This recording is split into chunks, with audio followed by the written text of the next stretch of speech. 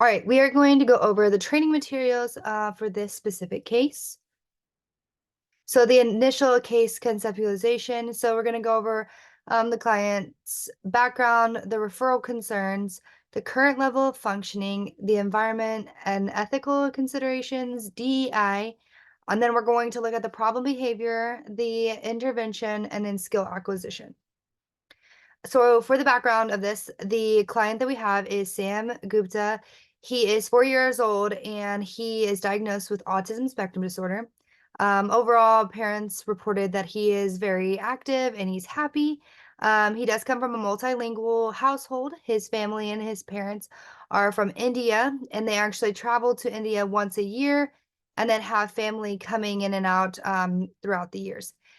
He does attend preschool and he has a language delay, which was also a reported concern from parents, but he does utilize a PEX board.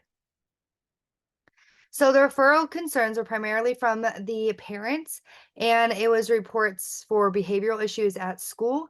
They also reported that they have a concern with the language delay. The preschool reported that there's screaming, throwing, and elopement during instructional time. And then there was also reports of self-stimulatory behaviors and repetitive behaviors like vocalizations, humming, and very sensory-driven behaviors. His current level of functioning is scored based upon the VB-MAP milestone and barrier assessment. He mainly fell into the level 1 category, but had 2 points in level 2 and level 3. According to the barrier assessment, the behaviors were exhibited inconsistently. He also engages in tantrum behaviors, which include self-injurious behavior like headbanging, self-biting, environment, ethical considerations, and DEI. There were no evident environmental factors based upon the assessment done by the BCBA. The ethical consideration is Ethics Code 1.07, and that's cultural responsiveness and diversity. And the importance of that is to be able to understand the culture that he comes from and being able to implement that when considering interventions and considering the skill acquisition. DEI is diversity, equity, and inclusion, and they all work together in order to implement what is best for the client with the considerations. The problem behavior and intervention. So the problem behavior is tantrum behavior, and the replacement behavior is functional communication training. The skill acquisition is group social skills, so being present in a group for 30-second intervals without engaging in problem behavior, and if problem behavior arises, prompting functional communication, as previously said. So we're going to look at tantrum behavior. Tantrum is defined as any occurrence that Sam engages in more than one of the following, which is crying with or without tears, dropping to the floor, hitting head on objects or floor, and contacting himself or others with an open or closed hand.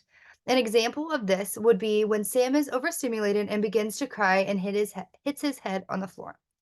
A non-example of this would be Sam falls down in the classroom and hits his head and then begins to cry. The function of this behavior is sensory or automatic due to the reinforcements being sensory driven and the self-stimming behaviors that have been observed in class. So for the replacement behavior, it's going to be functional communication. Functional communication training is an alternate response with the same function of the behavior. This can be utilized in replace of the tantrum behavior that is being observed in class. So the way that this is going to be done is by creating sensory break PEX picture exchange. So pictures of like the weighted blanket, the visit, the Coney corner in the classroom, squeezes and tickles. And so for his PEX board, whenever he does engage in maladaptive behavior, so tantrum behavior, they will take off one of the pictures, put it onto his PEX board, and prompt him to tell whomever it is that he needs a break or that he needs sensory items. And this can be done using different prompt levels. So based upon his observation and assessment, he is at a gesture prompt level. So when presenting the PEX board, gesture prompt to he needing a break. Also can be a choice of which sensory item is needed when indicating that a break needs to happen. Group social skill. So the goal for this is for Sam to sit in group for 30-second increments without engaging in tantrum behavior or other problem behaviors. So Sam is allowed to have a fidget or a poppet during group. And if the problem behavior occurs, so if he engages in tantrum behavior, then you're going to prompt functional communication. So then again, going back with the PEX board, he already has a sensory item with him, so a fidget or poppet, so those would not necessarily be an option. But in this given time, you would probably prompt that they need a break, that he needs a break. So the goals for this is Sam to utilize his PEX board in order to communicate that he needs a break or his sensory needs need to be met. Another goal that he has is that Sam attends group and looks at the speaker for at least 30 seconds, and the time would continue to increase depending on how fast he meets the criteria of mastery. And that is overall training.